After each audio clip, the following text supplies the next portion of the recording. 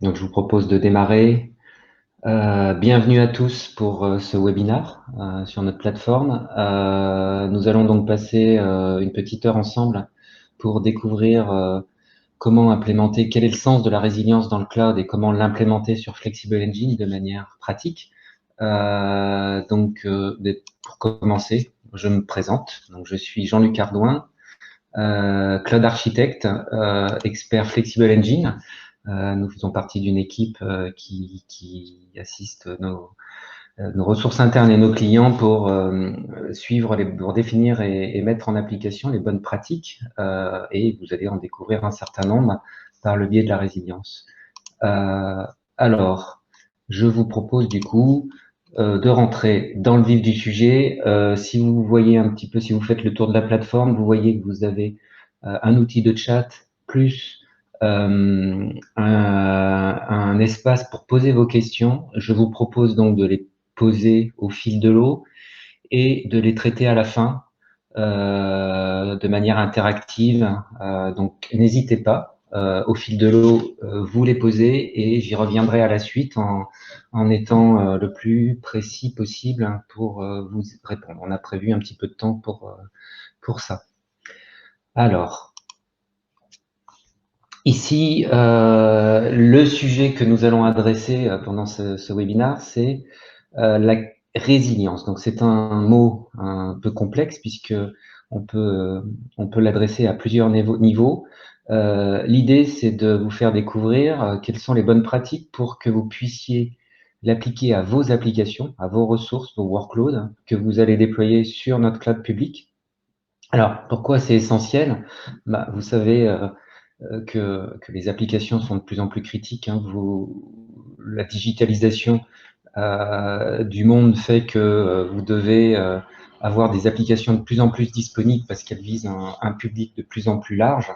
Donc, on va essayer de bâtir une discussion en 3 phases. 2 premières d'introduction et puis surtout très vite, une troisième qui va mettre en application ou en tout cas illustrer la manière de construire un workload, votre application résiliente sur Flexible Engine en respectant un certain nombre de bonnes pratiques sur la base de concepts que je vais essayer de positionner le plus clairement possible.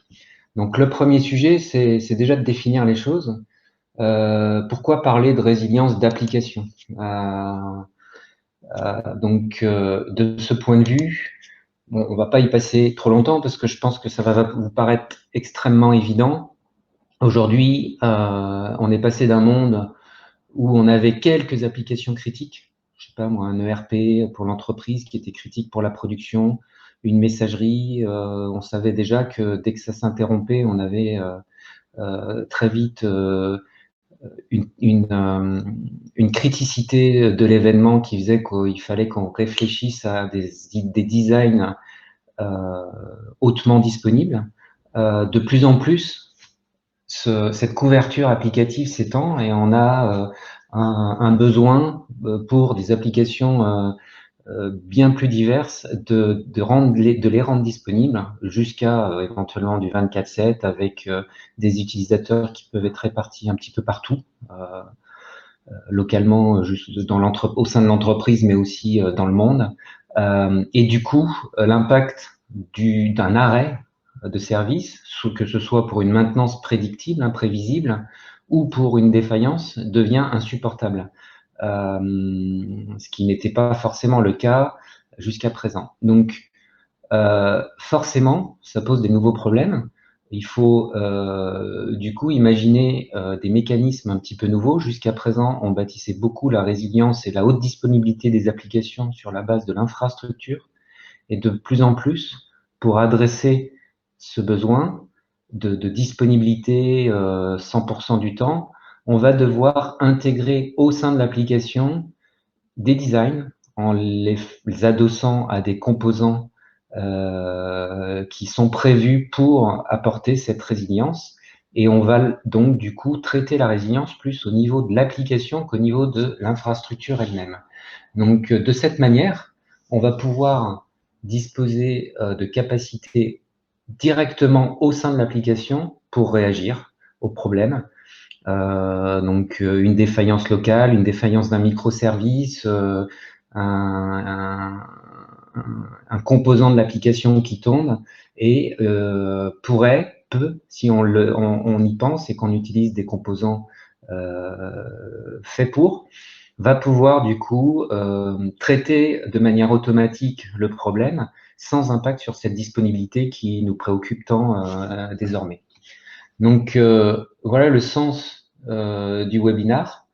Il s'agira donc d'essayer de voir un petit peu ces mécanismes-là sans entrer dans le développement, mais plutôt dans les briques de services cloud qu'on vous propose et dans la manière dont elles sont conçues pour vous apporter ce niveau de confiance dans votre design. Voilà, donc ça, ce premier point étant fait. Le deuxième, c'est quels sont vos besoins, quels sont les besoins d'une application résiliente. On va pouvoir considérer donc qu'on est parti d'un monde que moi j'ai coutume d'appeler legacy, standard, des architectures applicatives qui étaient très monolithiques, très, on dit souvent verticales, où on pouvait adosser la résilience à un SLA de l'infrastructure. C'est ce que je disais juste avant en évoquant la notion de PRA. Donc, on appliquait des solutions basées sur un PRA global au niveau d'infrastructure pour organiser la disponibilité de l'application. Sachant qu'en général, il était coutume de penser que le moins possible on y avait recours, mieux on se portait, voire même si on n'y avait jamais recours, c'était encore mieux. Donc ce monde-là existe toujours, hein, et d'ailleurs il a toujours, il a aussi un intérêt à se porter dans le cloud et on en verra d'ailleurs un use case et une illustration. Comment on peut profiter du cloud malgré tout pour faire bénéficier à ces applications très verticales, très monolithiques, un petit peu de résilience, même si l'application elle-même n'est pas conçue pour.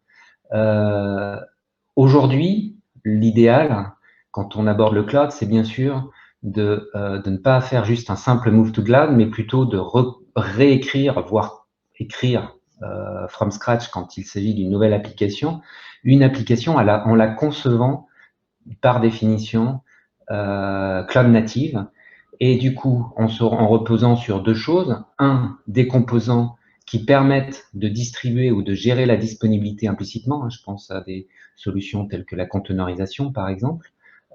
Et deux, à de l'infra as code, c'est-à-dire en gros la capacité d'automatiser le déploiement de mes ressources cloud pour pouvoir réagir à des événements et intégrer en allant éventuellement jusqu'à l'intégration de ça dans des chaînes CI/CD. Donc, évidemment, on va pouvoir du coup tirer profit du cloud. Donc, le cloud devient un catalyseur de la résilience de mes applications. C'est-à-dire que c'est un enabler, ça devient une richesse. Et on va donc du coup pouvoir gérer de manière beaucoup plus flexible à la fois les contraintes de maintenance ou autres qui vont s'appliquer à votre application parce que vous allez apporter des changements, voire même gérer des défaillances au niveau soit de l'application, soit du cloud lui-même pour réagir.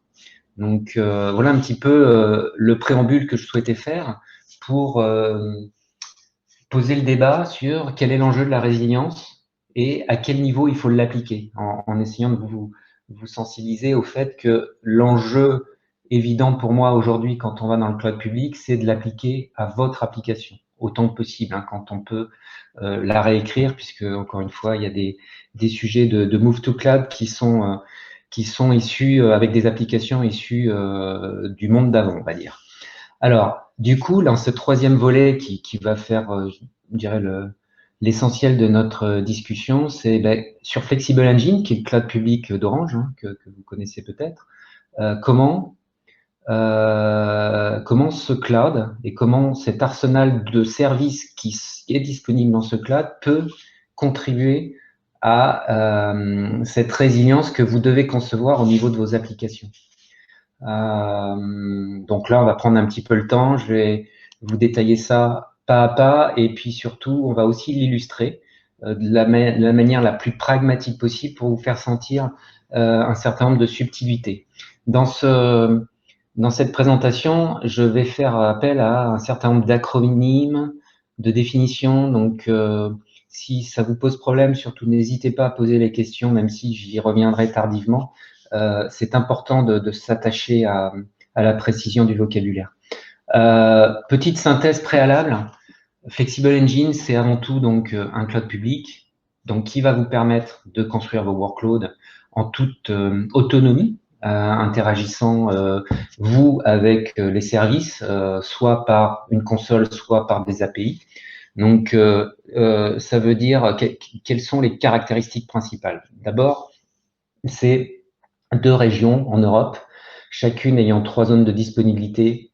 Ne vous inquiétez pas, je vais revenir sur la définition de ce vocabulaire et même préciser les choses de ce point de vue-là. Ayez en tête, on le reprécisera bien juste après, la notion de zone de disponibilité. Dans notre vocabulaire à nous, c'est un data center. On fait simple. Et c'est clé dans votre compréhension de comment vous allez bâtir votre design. Les data centers qu'on choisit sont évidemment extrêmement hautement qualifiés, hein, tier 4. Voilà. Ensuite, ces data centers constituent une région, donc 3 data centers reliés entre eux par une interconnexion sous-jacente qui ne vous est pas montrée au-delà des ressources network, réseau virtuel que vous allez créer. Et cette interconnexion, elle est à notre charge et elle a pour vocation à être de très très faible latence, puisque l'intérêt qu'on va voir, c'est de vous présenter ces data centers comme étant un seul data center virtuel, vous permettant de distribuer vos workloads. Donc, on y reviendra très très largement. L'infrastructure, la résilience de l'infrastructure, même si j'ai dit que c'était pas le sujet, il est évidemment au cœur de la conception de notre cloud. Ça commence par là, c'est juste pas votre préoccupation. Donc, on va en parler un petit peu pour vous démontrer les quelques guidelines qu'on s'applique pour que ce ne soit plus un sujet pour vous. Et ensuite, le sujet pour vous sera l'usage des services exposés sur cette infrastructure. Donc, des API publiques, ça, je vous l'ai dit, hein, on interagit avec Flexible Engine soit par une console, soit par API. Et si on veut tirer profit de l'automatisation, voire de la réaction à certains événements, on va justement profiter de cette API-là. Je pense notamment via, par exemple, un provider Terraform Flexible Engine, ce qui est une des solutions les plus populaires aujourd'hui. Voilà, donc chaque AZ étant portée par un data center, elle est dite autonome et autosuffisante. On a une structure donc globale qui est performante et disponible de par sa conception, et on sait bien sûr vous accompagner pour vous aider à construire vos workloads, puisque ça va être l'enjeu de la discussion qui vient. Donc cette introduction étant faite, on va rentrer dans le vif du sujet. Et alors le premier sujet qu'on va aborder, c'est le sujet que vous n'aurez plus à aborder ensuite, parce que vous allez comprendre pourquoi. C'est que dans le cloud public, on ne voit pas les data centers. Donc, on ne voit pas la couche matérielle, la couche physique. Cette couche physique, elle est représentée par aujourd'hui ce qu'on appelle une région. C'est un vocabulaire cloud public natif. Hein. Tout le monde dans le cloud public appelle ça. Alors, qu'est-ce que c'est qu'une région? Une région, c'est un data center virtuel, finalement, si je pouvais m'exprimer comme ça, localisé à une zone géographique au sein de laquelle on va vous proposer différentes zones de disponibilité qui sont elles-mêmes isolées les unes des autres et qui sont là pour justement que vous puissiez, vous, les manipuler avec la capacité à distribuer votre charge entre chaque zone de disponibilité d'un même data center.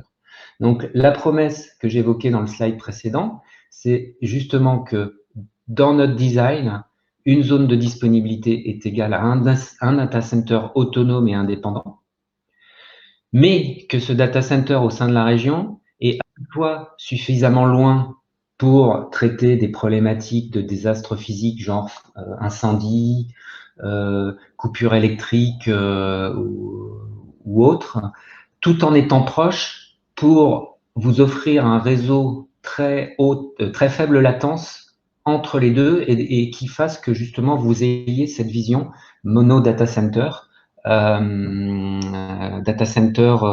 virtuel, je dirais. D'accord. Donc, en l'occurrence, sur la région Paris, puisque c'est une des deux régions européennes qui est aujourd'hui online et la plus utilisée, elle est construite sur la base de 3 data centers Equinix qui sont à une dizaine de kilomètres de distance les uns des autres, et on a bien moins de 2 millisecondes, hein, même moins d'1 milliseconde de latence, ce qui fait que vous, d'un point de vue pratique, vous pouvez concevoir votre application en la distribuant sans que ce soit un problème, sans que ça crée de problème de performance en tout cas.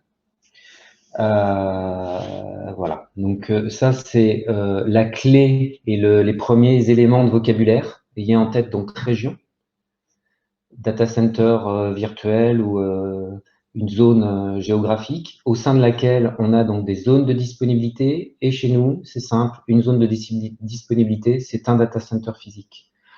D'accord. Et cet ensemble de zones de disponibilité au sein de la région est relié par un réseau très faible latence qui vous permet d'avoir un LAN étendu, tout simplement, des subnets étendus. Ça, c'est la couche physique. Vous ne la voyez pas. C'est-à-dire, c'est cette couche du dessus, là. On retrouve donc ma région Paris ici, avec ces 3 data centers reliés par notre backbone interne en rouge. La région Amsterdam qui bénéficiera d'une extension de 2 nouvelles AZ d'ici peu. Et puis vous, ce que vous voyez, c'est la couche du bas. C'est-à-dire, vous voyez votre domaine, beaucoup l'appellent un tenant, au sein duquel vous avez donc cette fameuse région que j'ai qualifiée de data center virtuel.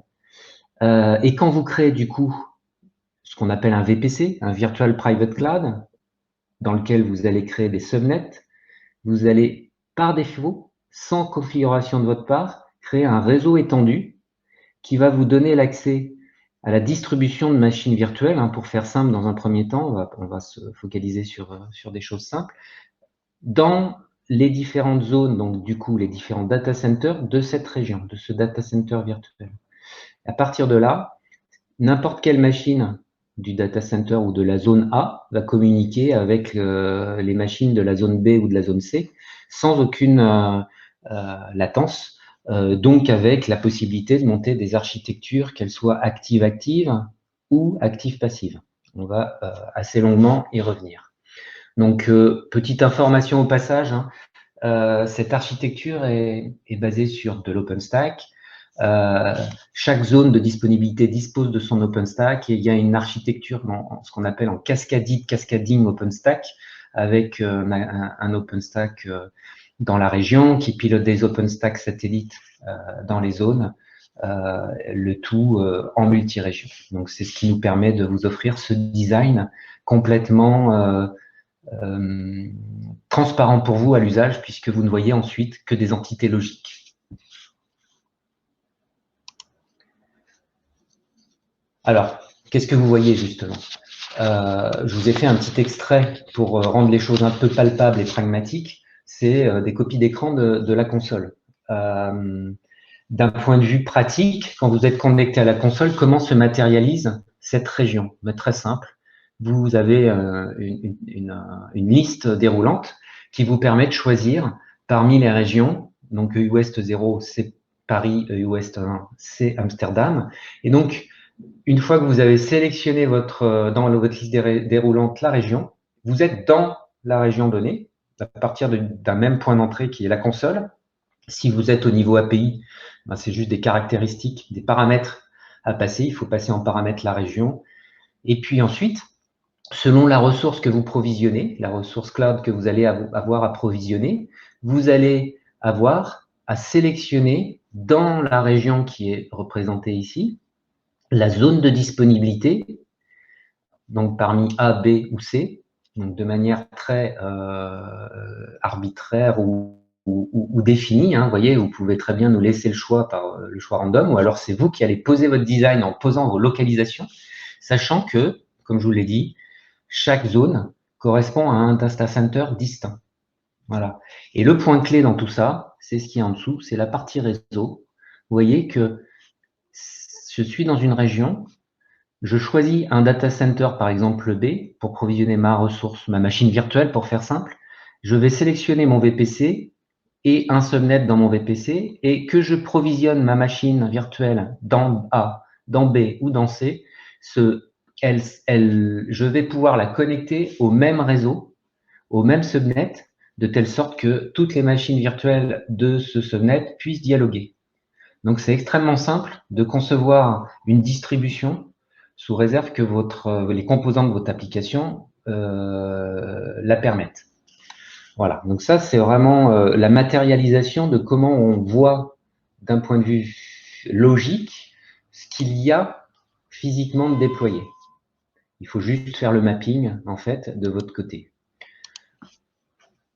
Alors, si on avance un cran plus loin et on se débarrasse de la couche physique, puisque je vous ai dit dès le début, la couche physique, elle est abstraite. Vous ne vous en préoccupez plus. Maintenant, elle est représentée par deux mots-clés, région, zone de disponibilité. D'accord? Donc, maintenant, pour construire votre workload, il faut un peu plus. Il faut savoir un peu plus. Et là, du coup, il faut rentrer un peu plus dans le détail des services cloud qu'on vous propose. Du coup, je vous propose un petit exercice de responsabilité. C'est qui est responsable de quoi sur notre cloud public, histoire que les choses soient bien posées. Donc, le premier niveau, c'est toute la partie service cloud proprement dite. Alors, qu'est-ce que j'appelle service cloud, Je dirais que c'est la partie logicielle, notre logiciel à nous, qui nous permet qui vous permet de créer et de gérer les ressources cloud que vous allez provisionner. On appelle ça des fois de temps en temps le control plane du cloud. C'est toute la partie plan de contrôle du service. Par exemple, encore une fois, mon exemple simple, machine virtuelle, c'est le service logiciel qui me permet de créer une machine virtuelle et de la positionner, de la localiser dans une zone de disponibilité en l'accrochant à un VPC. Ça, évidemment, il n'y a aucun sujet là-dessus. C'est de notre responsabilité de la concevoir de telle sorte qu'elle soit résiliente, cette couche-là. C'est-à-dire que vous ne devez pas vous poser de questions sur ce point. Dans nos services Level Agreement, un des points sur lesquels on s'engage, c'est la disponibilité des API. Sous-jacent à cette disponibilité des API, c'est bien le fait que le service doit rester accessible pour que vous puissiez continuer à créer de nouvelles ressources. Donc ça, c'est notre responsabilité. À partir de ces services cloud, on va provisionner la deuxième couche. C'est-à-dire, on va provisionner des ressources cloud. Les ressources cloud qui peuvent être soit ce qu'on appelle du IaaS, des machines virtuelles, du disque virtuel, des composants réseau virtuels, soit des choses un peu plus abouties qui vont être par exemple de l'ordre de ce qu'on va qualifier de cloud managed service, c'est-à-dire par exemple un cluster Kubernetes que vous allez déployer au travers de notre service Kubernetes, qu'on appelle CCE. Donc, en gros, un one-click qui vous permet de créer des ressources plus complexes. Ces cloud ressources-là sont un petit peu au milieu du gué, c'est-à-dire que nous, on va vous garantir une disponibilité des ressources cloud. En tout cas, c'est notre responsabilité. Prenons l'exemple d'une machine virtuelle. La machine virtuelle, vous la créez sur une AZ, sur une zone de disponibilité. Elle est exécutée sur un hyperviseur. L'hyperviseur tombe, il est bien sûr de notre responsabilité de le reconstruire. Par contre, il n'est pas de notre responsabilité de vous garantir qu'elle ne tombe pas.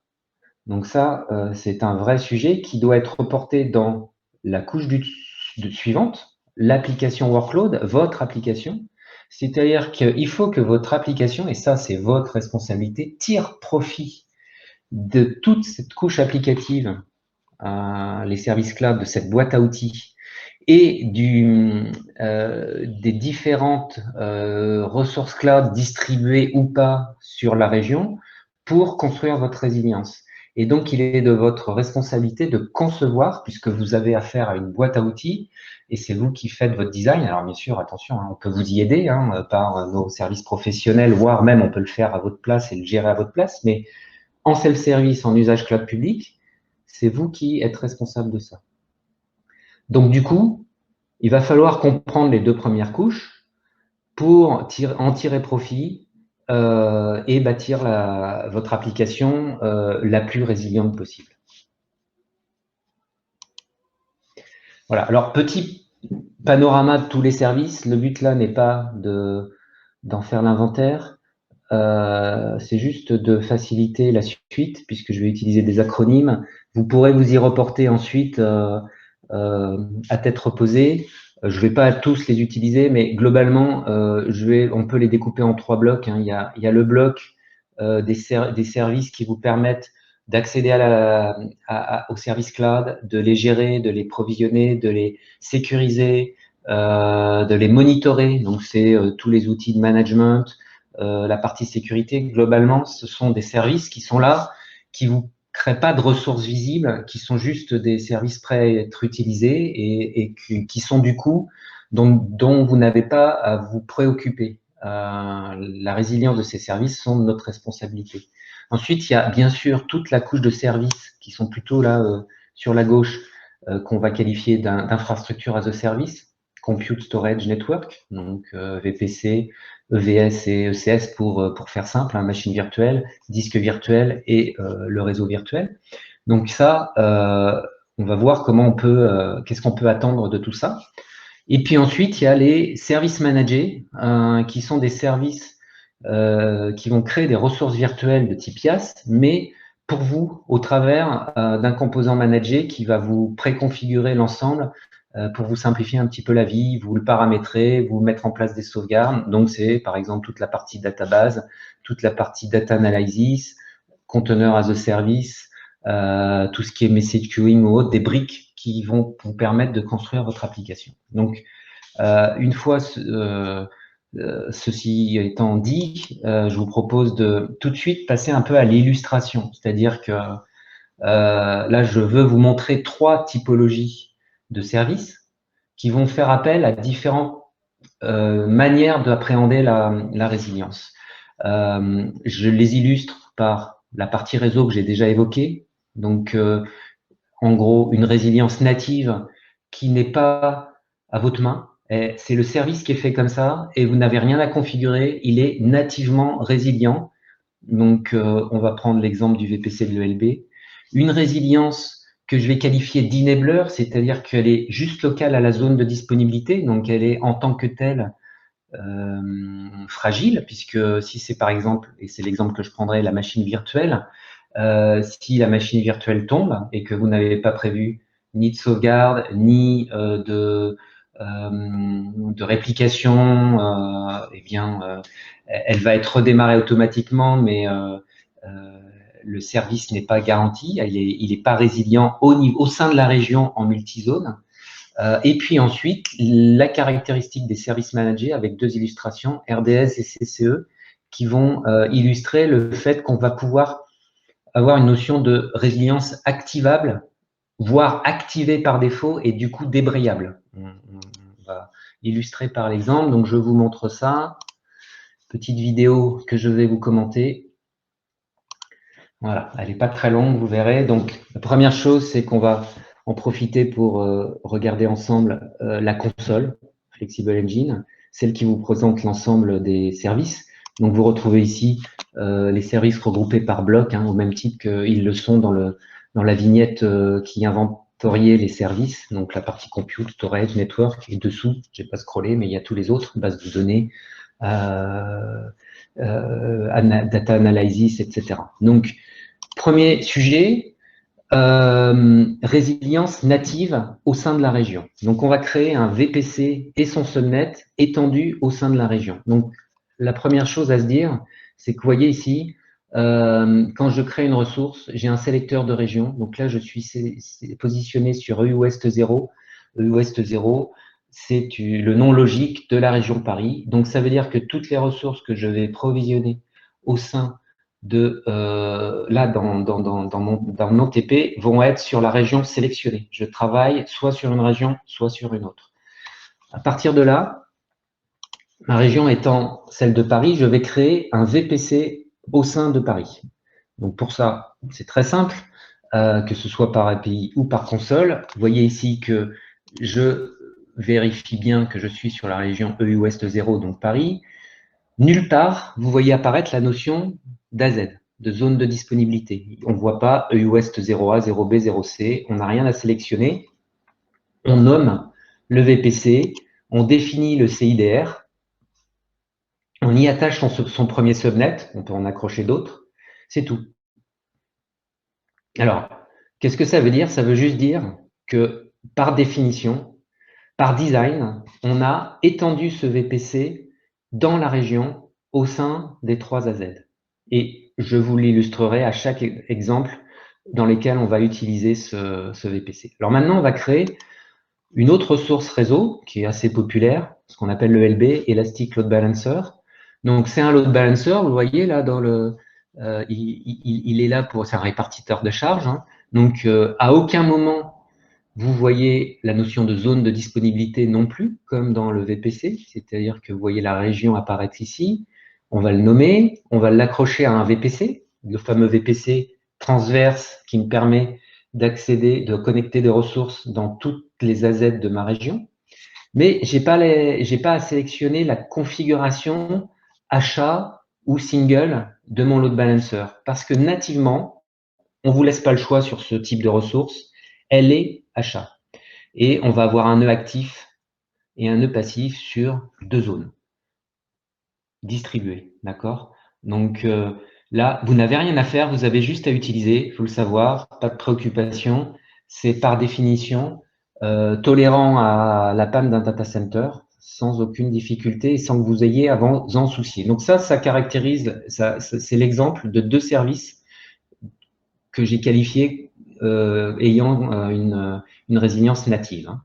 Le deuxième type de service, c'est donc une machine virtuelle. Là, on est dans les Elastic Cloud Server. On va regarder un petit peu les paramètres de création de ce type de machine. Alors là, on voit apparaître la notion de zone de disponibilité ici. C'est-à-dire qu'on est bien toujours pareil sur EU Ouest 0, donc Paris, mais voyez apparaître ici EU Ouest 0A, 0B, 0C. Et c'est un sélecteur, c'est-à-dire que c'est à vous de définir où vous allez le choisir. Alors le random vous permet de nous laisser le choix, hein, mais moi je vous recommande d'en prendre la possession de ce choix, c'est-à-dire que c'est vous qui allez dire « Ah, je vais mettre ma machine virtuelle sur A, B ou C ». Rappelez-vous, ça veut dire quoi? Sous-jacent, layer physique, A c'est un data center, B c'est un autre, C c'est un autre. Okay, donc c'est quand même important. Évidemment, vous voyez ici que je choisis B par exemple, ou C, donc je choisis ensuite de provisionner ma machine virtuelle, et là, je vais l'accrocher à mon réseau, et comme je vous l'ai déjà annoncé, mon réseau, il est disponible que ce soit sur A, B ou C. C'est-à-dire que cette drop list, là, ce paramètre, il n'est pas dépendant du choix de ma zone dans la région. Donc, c'est un réseau étendu qui va vraiment me simplifier la vie et qui repose sur le fait que j'ai pas de latence entre chaque nœud. Sinon, ça ne fait pas sens. Parce que là, pour le coup, il faudrait prévoir du paramétrage pour vous le signifier. Donc voilà, là, je l'ai créé. Je vais créer ma machine. Donc, je vais au bout de la démarche. Je crée ma machine et elle va se retrouver sur la zone que j'ai choisie. Je la vois même plus, je ne l'ai pas mémorisée. Et voyez surtout que dans la colonne AZ, on voit bien que pour des IP adresses du même range, on se retrouve avec des machines sur A ou B. Plus bas, il y aura probablement C. Donc ça, c'est ce que j'appelle un enabler de votre résilience. C'est-à-dire que dans votre design applicatif, vous pouvez vous servir d'une distribution des machines, mais attention, si vous mettez toutes les machines dans la même zone, c'est de votre responsabilité de savoir que cette résilience sera limitée à un data center. Alors, j'ai laissé filer un petit peu le dernier exemple, enfin la dernière série d'exemples pour illustrer ce que j'appelle la résilience activable, pas auto-activable, mais activable. Le premier exemple, c'est pour vous montrer une configuration qui va utiliser une résilience activable sur 2 zones de disponibilité de la région. Donc, c'est typiquement le cas pour le service RDS qui vous permet de provisionner des bases de données, MySQL, Postgre, voire même MS SQL. Alors, ici, le point clé se situe là. Vous voyez qu'ici, vous allez par défaut avoir une résilience activée en active standby, master slave, primary standby, vous l'appelez comme vous voulez, mais par défaut, on l'active. Vous voyez aussi que par défaut, là, on est sur la même zone de disponibilité pour le master et le slave. Donc, évidemment, la bonne pratique, c'est de mettre le master sur une zone et le slave sur une autre. Si on avance un petit peu, on va voir aussi qu'on peut dégrader cette résilience. Alors, vous allez me dire, mais pourquoi dégrader cette résilience? Puisque, en fait, autant tirer profit de la conception du service lui-même, RDS. Donc, je choisis mes zones en ayant bien soin de mettre mon master et mon slave sur deux zones distinctes, donc deux data centers distincts. Voilà, ça va nous permettre de faire des designs comme ça, master, slave, read replica éventuellement, et bien sûr de l'accrocher, toujours pareil, à mon VPC unique étendu, qui va me permettre de communiquer entre mon master et mon slave. Alors pourquoi, je reviens à mon histoire de single, pourquoi mettre, quel est l'intérêt de vous proposer la possibilité de bypasser la résilience activable? Tout simplement parce que, enfin je vais prendre un exemple tout bête et je pense que vous en aurez d'autres en tête. Imaginons que ce soit pour un workload de test d'une application, vous n'allez pas avoir besoin de la résilience de l'instance de prod, qui, elle, par défaut, va nécessiter une activation de la résilience.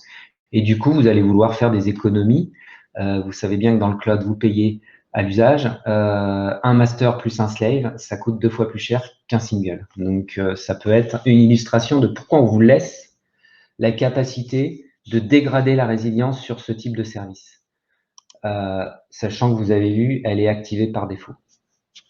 Dernier exemple, très populaire, très utilisé dans notre cloud, le service Kubernetes, le service CCE, Cloud Container Engine, qui nous permet de provisionner des Kubernetes. Là, ça me permet d'illustrer une deuxième famille de composants qui est, là, n'est pas actif, passif, donc va pas reposer sur 2 zones, mais sur 3. Donc, active. Alors, on a 2 parties dans un cluster Kubernetes. On a la partie management, ce qu'on appelle les master nodes, et on a la partie worker pour exécuter vos conteneurs. Donc, on commence par créer le cluster. Et la partie, alors bien sûr, on voit toujours qu'on est sur la région Ouest 0. Hein.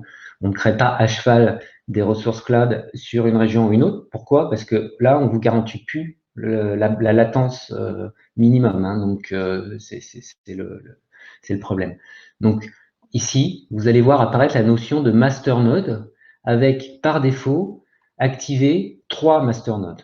Alors 3, parce que Kubernetes nous permet de travailler là-bas. Il y a des composants qu'il est intéressant de répliquer sur 3 nœuds, hein, par exemple le TCD, de telle sorte que ça supporte la défaillance d'un et que ça continue à tourner. Donc on est sur ce qu'on appelait ou ce qu'on appelle du PCA, de la continuité d'activité. Donc par défaut, on active une résilience, voyez, et là, du coup, alors je vais le nommer, je vais avancer un petit peu la picture, mais je vais vous donner les quelques points clés. Toujours mon réseau virtuel étendu à mes 3 zones dans ma région, qui me permet de connecter tous mes masters et tous mes workers ensemble. Et puis, alors là, ça c'est un détail, mais surtout, possibilité de dégrader ma au dispo à un seul master, par exemple pour des raisons de test, ou de définir si je veux vraiment, ce qui est le cas par défaut, distribuer mes masters sur chacune des zones. D'accord? Donc, il y a un certain nombre de paramètres là, qui sont propres à CCE qui vous permettent d'affiner la disponibilité et de visualiser en tout cas comment on l'implémente en sous-jacent. Voilà. À partir de là, ce qu'il faut, c'est rajouter, hop là, j'ai cliqué trop fort, rajouter des workers. Donc, les workers, c'est très simple en fait. Hein, on va créer un worker donc pour hoster vos conteneurs, et puis charge à vous de les distribuer sur chaque zone. Donc par exemple, d'en créer minimum un cluster de 3 workers et puis de les distribuer de telle sorte que on ait là en cas de défaillance des conteneurs qui se baladent d'un data center à l'autre sans impact. Voilà un petit peu mon illustration. Donc là, je vais revenir à mes slides pour reprendre le fil de ma présentation en l'illustrant par 3 use cases. Donc voilà le cas pratique. Maintenant, on va se mettre dans une situation où vous êtes nouvel utilisateur de Flexible Engine, vous avez un use case à implémenter, donc en gros, dans quelle ordre vous faites les choses. Alors, la première chose, et du coup, de quoi vous allez avoir à vous préoccuper, hein, c'est toujours sous-jacent. Première chose, c'est que vous recevez un login, vous êtes créé dans votre domaine ou tenante, hein, pour faire un peu plus simple. Donc, du coup, vous allez vous connecter par votre utilisateur à l'interface de management via le service IAM. Bon, ça, c'est complètement souterrain. La résilience, vous ne vous en occupez pas. Ça fait partie de notre engagement. Vous voyez, donc j'ai coché la case native. Ici, vous retrouvez les 3 cases native, activable ou enabler. Toute la partie, ensuite, une fois que vous arrivez dans votre domaine, il est vierge, vous devez créer votre réseau. On va commencer par créer un VPC, puis par exemple un ELB, puis par exemple un Direct Connect pour faire ou alors un VPN IPsec, l'un ou l'autre en général, pour faire une connexion à des ressources privées, par exemple votre data center on-premise. Puis on va activer un service DNS, éventuellement une NAT gateway pour sortir sur Internet. Tout ça, c'est les premiers pas que vous faites quand vous préconfigurez votre data center virtuel hein, dans votre région. Et vous voyez que tout ça, c'est une résilience où vous n'avez pas de paramètres à positionner. C'est le service qui est fait comme ça et qui vous assure la résilience sans que vous ayez à vous en préoccuper. Ensuite, bon, une fois que votre réseau est créé, vous allez commencer à vous préoccuper de créer les ressources. Compute, stockage, bon, ECS, BMS, hein, c'est des bare metal, des serveurs physiques dédiés. EVS, donc EVS, c'est les disques virtuels qu'on accroche. Donc tout ça, vous les créez dans une zone. Donc là, j'attire votre attention sur le fait que si toute votre application est basée sur de la machine virtuelle, il faut vraiment faire attention. Parce que là, si vous mettez tout dans une zone, vous n'avez qu'une résilience physique, locale aux équipements, hein, évidemment, notre stockage localement est répliqué, etc. Mais si le data center tombe, c'est vous qui avez fait un mauvais design. Sur la partie stockage, je voulais insister sur la partie stockage objet, OBS. On reviendra là-dessus dans les use cases. Et sur la partie SDRS, deux services qui, à mon sens, sont très intéressants. OBS, stockage objet accessible par API S3. Vous allez voir que c'est à vous de choisir la bonne classe de stockage, mais que vous avez la main pour choisir une classe de stockage distribuée au sein de la région ou pas. Et SDRS, on verra à quoi ça sert. C'est un service très intéressant pour le use case que j'appelais legacy, les workloads un peu monolithiques verticaux. Donc ça, c'est aussi activable à votre charge. Ensuite, on va construire des composants un peu plus complexes sur la base de nos services managés, par exemple une base MySQL, une base Mongo avec DDS, une base Redis avec DCS, pardon, ou un service Kafka avec DMS, par exemple. Bon, là, tous ces services-là, je l'ai illustré par RDS et CCE. C'est vous qui allez vraiment positionner vos ressources en activant la résilience, sachant qu'elle est en général activée par défaut. Donc, c'est à vous de bien visualiser les choses et de bien l'implémenter ou de le désactiver si vous voulez faire des économies parce qu'il n'y a pas besoin de disponibilité très forte sur votre application ou parce que vous avez fait justement un effort d'automatisation de votre infrastructure et que vous savez recréer votre infrastructure et réinjecter vos données. Voilà, la partie sécurité, c'est comme la partie réseau, c'est par défaut. Voilà, donc ensuite, pour finir, on arrive presque au bout. Je souhaitais du coup, après cette petite démo via l'interface, pour vous faire matérialiser avec quelles ressources vous pouvez jouer sur cette résilience. Donc, prendre 3 exemples. un exemple d'un workload type legacy, un exemple de type cloud native et un exemple de type stockage dans le cloud. Bon, ces 3 exemples vont surfer sur à peu près tout ce que j'ai déjà dit, mais me permettre juste d'en faire un peu la synthèse. Vous êtes ici, vous voyez, si je représente dans mon schéma cette zone-là, ce grand rectangle composé de 3 sous-rectangles, c'est la région. Imaginons que c'est Paris. D'ailleurs, c'est Paris, puisqu'on voit même le nom des data centers, pour tout vous dire. On a la zone A, donc un data center, la zone B et la zone C au milieu. Ici, dans cet espace, c'est ce qu'on appelle mon domaine. Donc, j'ai un utilisateur, je me connecte, ce domaine, il est vide. Je dois donc créer une application qui est un petit peu monolithique. Alors, on va dire qu'elle n'est pas complètement monolithique pour amener un petit peu de fun dans le paramétrage et dans le design. On va dire qu'elle a quand même constitué d'un front web et d'un serveur d'application qui, lui, est monolithique. Donc là, l'idée, c'est quoi? C'est de se dire, le front web, il est ce que moi j'appelle stateless, c'est-à-dire qu'il n'y a pas de données, c'est juste de l'exécution.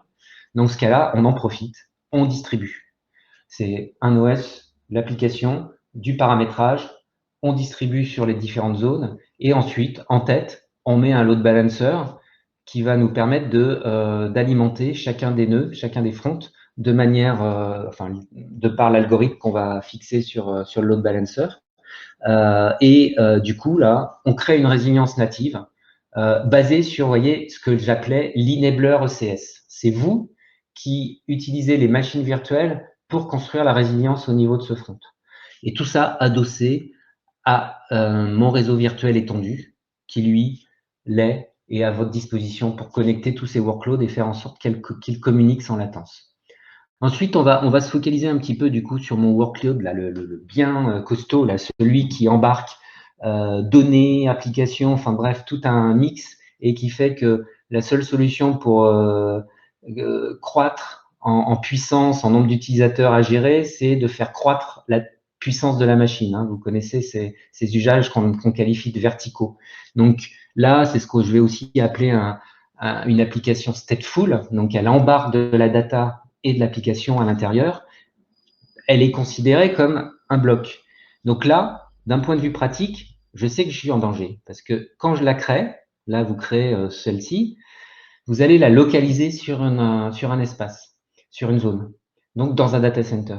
Ce data center tombe, là vous perdez la disponibilité de l'application. Donc là, on va vous proposer soit le truc le plus archaïque qui existe, mais qui est toujours d'actualité, du backup.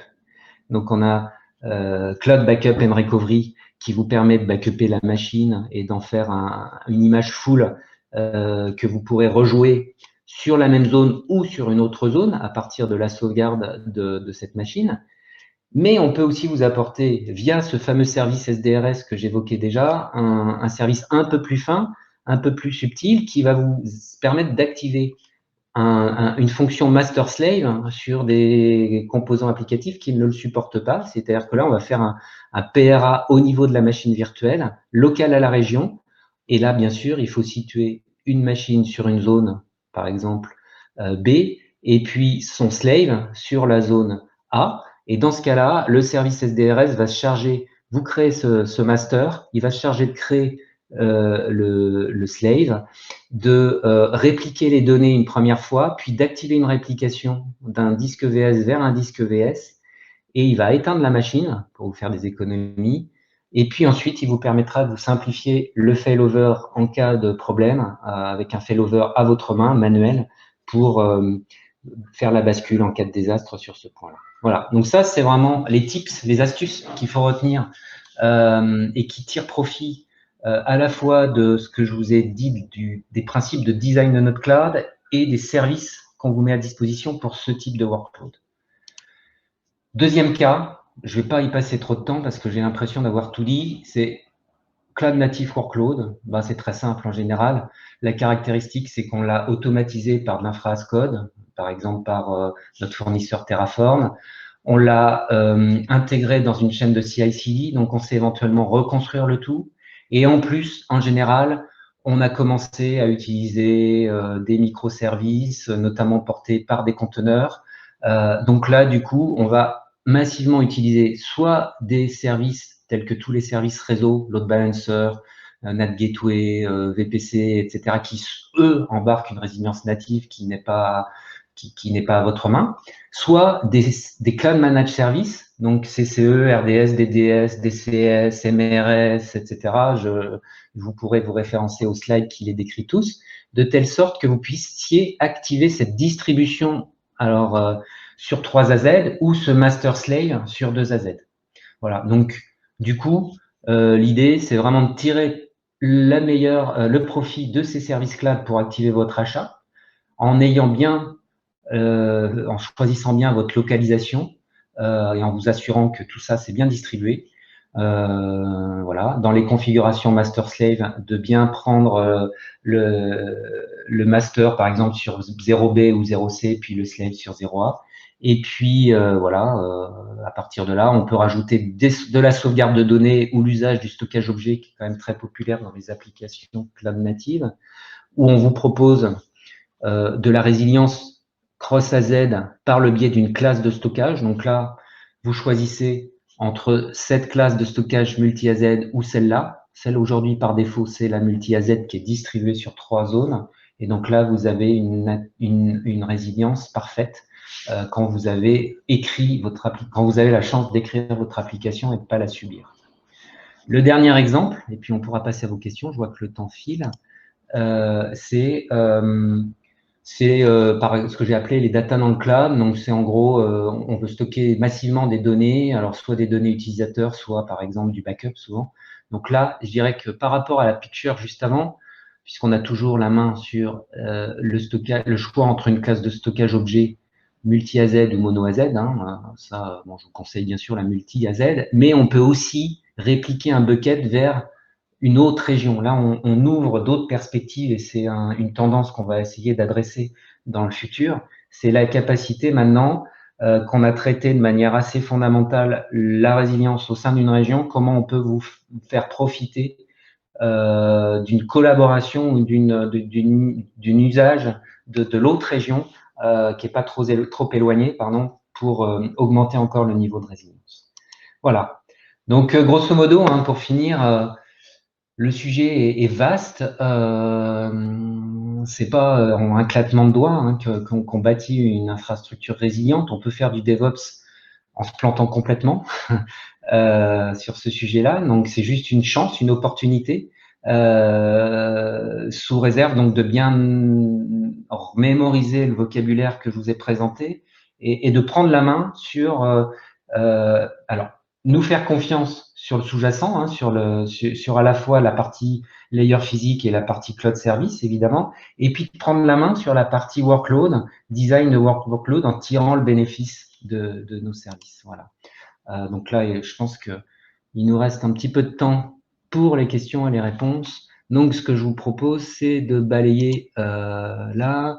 Alors, je vois une question un service applicatif hébergé sur un data center est-il répliqué automatiquement sur les autres DC? Alors, effectivement, ça, c'est un sujet, c'est une question un peu récurrente que je pense avoir abordée, mais du coup, la manière dont est posée la question me paraît très intéressante. C'est que souvent, dans les architectures qu'on qualifie de legacy, on traitait le PRA par l'infrastructure. Et en gros, on mettait un SAN, on déposait tout sur le SAN et on répliquait le SAN et hop, on avait toutes les applications très monolithiques qui étaient répliquées. Ça, dans le cloud public, ça n'existe pas. La seule manière d'avoir ça, c'est de faire comme je vous l'ai dit, c'est-à-dire de prendre la main sur votre conception, et je dirais que le service qui se rapproche le plus de ça, c'est SDRS. Mais vous avez vu que même SDRS, il n'est pas automatique. Nous, on ne réplique rien. On réplique les datas au niveau d'un service. Par exemple, le stockage EVS, c'est un cluster de stockage localement déployé dans un data center et évidemment, il supporte la panne d'un disque, bien sûr. On ne revient pas en arrière sur ces choses de l'informatique, c'est du concept de base. Mais par contre, on ne va rien répliquer de manière naturelle vers l'autre DC, c'est vous qui allez le faire. La seule chose qu'on réplique, c'est les ressources cloud que j'ai qualifiées de natives. Voilà. Enfin, qu'on réplique, qu'on distribue. Est-ce qu'il y a d'autres questions? Je ne sais pas, n'hésitez surtout pas. Je vais peut-être parcourir le chat pour voir si vous avez d'autres questions. Je vois euh, que la conférence sera enregistrée, donc de toute façon, vous pourrez y revenir. Ben voilà, je dirais que il est 14h56, bientôt 57. On a encore 3 minutes si vous voulez en profiter pour de nouvelles questions. Alors, non, ça va? Tout était clair? Eh bien, merci à tous alors. Et puis, à bientôt, j'espère.